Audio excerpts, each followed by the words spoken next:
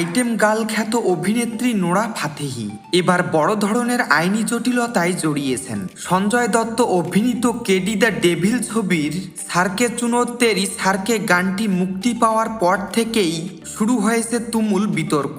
গানের কথা ও নোরার নাচের ভঙ্গি নিয়ে সোশ্যাল মিডিয়ায় সমালোচনার ঝড় বয়ে যাওয়ার পর ভারতে গানটি নিষিদ্ধ করা হয়েছে। পরিস্থিতি বেগতিক দেখে প্রকাশ্যই ক্ষমা চেয়েছেন নোরা ফাতেহি। তিনি জানান, প্রায় ৩ বছর আগে কন্নড় ভাষায় গানটির শুটিং হয়েছিল।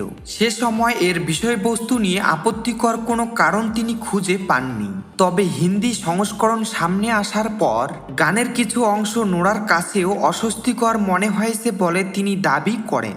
অভিনেত্রীর দাবি, গানের বিষয়ে তিনি আপত্তি জানালেও নির্মাতারা সেটিকে গুরুত্ব দেননি।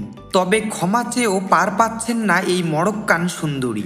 10 জন আইনজীবীর একটি দল ভারতের স্বরাষ্ট্র মন্ত্রণালয়ে নোরার বিরুদ্ধে একটি অভিযোগপত্র জমা দিয়েছেন। তাদের দাবি, নোরা বারবার এমন সব কন্টেন্টে যুক্ত হচ্ছেন যা অশালীন, ইঙ্গিতপূর্ণ এবং ভারতীয় সমাজের মূল্যবোধের পরিপন্থী। অভিযোগপত্রে আরও উল্লেখ করা হয়েছে, এই ধরনের উপস্থাপনা নারীর মর্যাদার জন্য অসম্মানজনক এবং তরুণ প্রজন্মের উপর নেতিবাচক প্রভাব ফেলছে। বলিউডের এই জনপ্রিয় নৃত্যশিল্পীকে নিয়ে ভারতে নতুন করে বিতর্ক শুরু হয়েছে।